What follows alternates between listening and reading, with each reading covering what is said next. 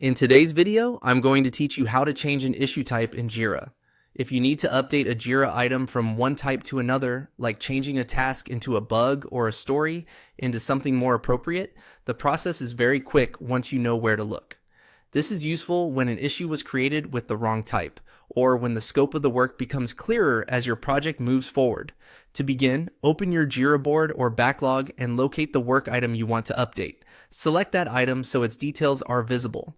Make sure you're clicking on the correct issue before making any changes, especially if you're working in a busy backlog with multiple similar items.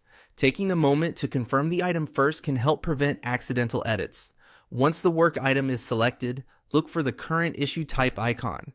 This is the small icon that represents the item's existing type, such as a task, story, or bug. Click that icon to open the issue type options. In Jira, this icon is often easy to overlook, but it acts like a shortcut for quickly changing the classification of the issue without opening a separate edit screen. After you click the current issue type icon, a list of available issue types will appear.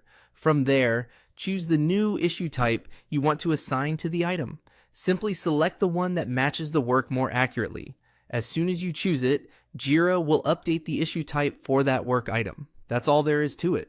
The change can usually be made in just a few clicks, which makes it a simple way to keep your board organized and your team aligned. It's a good habit to use the correct issue type because it affects how work is tracked, filtered, prioritized, and reported across your project. If you don't see the issue type you want in the list, keep in mind that available types can depend on your project settings and permissions. In some Jira setups, only certain issue types are enabled for a specific project.